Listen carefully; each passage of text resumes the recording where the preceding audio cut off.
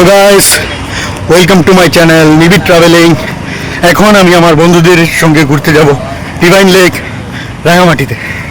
তো এখন যাচ্ছি প্রথমেই তবলছড়ির দিকে, যেখানে আমার বন্ধুরা অবস্থান করছে তাদের কাছে। এরপর আমরা সেখান থেকে রওনা হব ডিভাইন লেকের উদ্দেশ্যে। এখন আমি যে জায়গাটাতে যাচ্ছি এটা হচ্ছে পুরাতন হাসপাতাল এলাকা, মাজারের সামনে। এখান থেকে আমি অপেক্ষা করছি কোনো একটা সিএনজি আসার জন্য। সিএনজি আসার পরে আমি সিএনজিতে উঠবো, ওদিকে যে তবলছড়ি ওই পর্যন্ত যাওয়ার জন্য। এখান থেকেই শুরু হচ্ছে আমার গন্তব্যে যাওয়া। এখন আমি আছি আসাম বস্তি। তবলছড়ি থেকে সিএনজি যুগে এসেছি আসাম বস্তি বিচ। আসাম বস্তি ব্রিজ, এই আসাম বস্তি ব্রিজের এখান থেকে একটা বোটে করে আমাকে যেতে হবে। এই যে এখানে রয়েছে বোট, এই বোটে করে যেতে হবে। দেখেন দৃশ্যটা কত সুন্দর।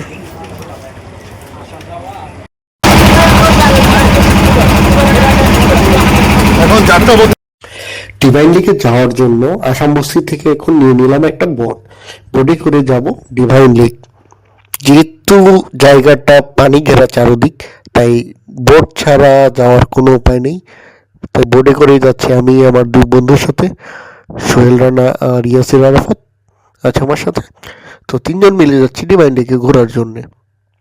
নৌকা ভ্রমণটা আমার এমনিতেও ভালো লাগে, খুব সুন্দর দৃশ্য দেখা যায় চারদিকের। ভিতরে পানির মধ্যে থাকা অবস্থায় আশেপাশের সুন্দর দৃশ্যগুলো খুবই অপরূপ। যারা অনেকদিন যাবত আমার চ্যানেলের সাথে আছেন বা আমার ভিডিওগুলা রেগুলার দেখেন বা আগের ভিডিওগুলো দেখেছেন, তারা হয়তো বা জানেন আমার বাড়ি হচ্ছে ময়মনসিংহের মুক্তাগাছাতে, ব্রহ্মপুত্র নদে মাঝে মধ্যেই যাতায়াত হয় আমার। সেখানে আমি মাঝে মধ্যেই চর হাসা দিয়া বা চর সিটটায় যাই, তখন আমার নৌকা দিয়ে পার হতে হয়।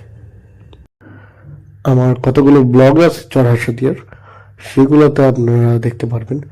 এছাড়াও নৌকায় করে বন্ধুদের সাথে মাঝে মধ্যে ঘুরতে বের হই।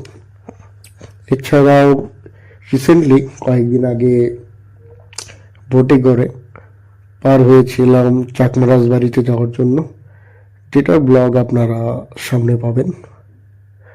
তো এখন আগে দিকে মনোযোগ দেওয়া যাক। সামনের অপরূপ দৃশ্যটা, অতিরিক্ত পানির কারণে কতগুলো বাড়ি ঘর ডুবে রয়েছে, বা শুধু বাড়িগুলো ভাসমান রয়েছে আর সব ডুবে গিয়েছে চারপাশে। এছাড়াও কৃষকরা ভাসমান কিছু সবজি চাষ করেছে, ধানের ক্ষেত করেছে, এইগুলো দেখা যায়। খুব অপূর্ব লাগছে দৃশ্যটা। এই সৌন্দর্য উপভোগ করতে করতে আমরা এসে পড়েছি ডিভাইন লেকের সামনে। এখন যাব ডিভাইন লেকের ভিতরে।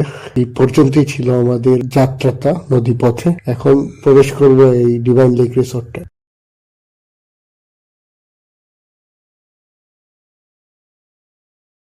দেখা গেল একটা রেস্তোরাঁ, যেটা ডিভাইন লেকের রেস্তোরাঁ। এখানে রান্নার ব্যবস্থা আছে, সাথে অপূর্ব সৌন্দর্য উপভোগ করে পাশে বসে খাওয়ার ব্যবস্থাও আছে। এখানে এসেছি আমার দুই বন্ধুর সাথে, সোহেল রানা আর ইয়াসির আরাফাত। এই যে উপর থেকেই দেখা যাচ্ছে কি অপূর্ব দৃশ্য। এখানে আমরা প্রথমে করে নিব ফটো সেশন, কিছু ছবি তোলার পর এখন সামনের দিকে এগিয়ে যাই। Divine lake resort. আমরা নদী পথে আসার পর এসে পড়লাম এই রিসোর্টে। এটি কাপ্তাই লেক, চারদিকে পরিবেষ্টিত একটা দ্বীপের মতো, চারদিকে পানি থাকায় শুধু এই রিসোর্টটা ছাড়া আশেপাশে আর কোনো জায়গা নেই।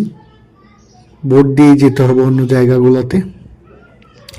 নেই তেমন কোনো কোলাহল, নেই তেমন ব্যস্ততা শহরের, গাড়ির শব্দ। ডিভাইন লেকে ঢোকার পরে আমরা প্রথমে বন্ধুরা মিলে ছেড়ে নিলাম ফটো সেশন, আর পরে ঘোরা শুরু করলাম চারিপাশে ডিভাইন লেকের। এখানে চারদিকেই চাইলে লেকের পাড়ে বসে থাকা যাবে, বিরক্ত করার মতো কেউ নেই, সে অন্যরকম একটা অনুভূতি। এখানে অনেকগুলো কটেজ আছে, এখানে থাকা যাবে। এছাড়াও এখানে ব্যবস্থা আছে বারবিকিউ পার্টি করার, বন্ধুরা মিলে আসা যায় বারবিকিউ পার্টির জন্য। এছাড়াও রয়েছে কতগুলো বোট, এছাড়াও ভিআইপি বোটও রয়েছে, যেখানে চান আপনি থাকতে পারবেন। ভিআইপি বোট, এছাড়াও যে কটেজগুলো, সবগুলোতেই আরামদায়ক একটা পরিবেশ। যদি নিয়ত থাকে শহরের কোলাহল থেকে একদম নীরবে থাকার, যেখানে থাকবে না কোনো যানবাহনেরই শব্দ, যেখানে বিরক্ত করার মতো লোকজন থাকবে না, সেই জায়গাটাই হতে পারে ডিভাইন লেক। এছাড়াও এখানে রয়েছে একটা রেস্টুরেন্ট, যেটা ডিভাইন লেকে ঢোকার সাথে সাথেই দেখতে পাওয়া যায়। এখানে পাওয়া যাবে এদের রান্না করা খাবারগুলো। এখানে খাবারগুলোতে রয়েছে এখানকার লোকাল খাবারের স্বাদ, যা খাবারের সাধারণ স্বাদকে আরো বাড়িয়ে দিয়েছে। এই ডিভাইন লেকে পাড়ে বসে সকালে মনোরম পরিবেশে এক কাপ চা খাওয়ার অনুভূতিটা ঠিক অন্যরকম। শান্ত প্রকৃতি,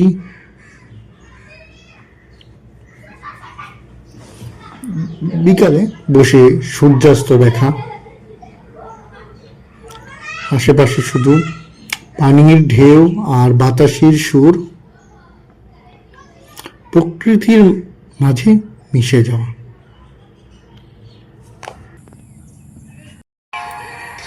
গাইস, এখন আছি ডিভাইন লেকে। তবলছড়ি থেকে আসাম বস্তি আসার পর বোটে করে আসলাম এই জায়গাটায়, ডিভাইন লেক। জায়গাটা অত্যন্ত সুন্দর, যেটা আমি আপনাদের ঘুরে ঘুরে দেখালাম। এখন আমি আছি এখানে একটা বোটের উপরে, খুবই লাক্সারি একটা বোট। এই বোটটাও আপনাদের ঘুরে দেখিয়েছি আমি। ওই যে দেখেন আমার বন্ধু ইয়াসির আরাফাত।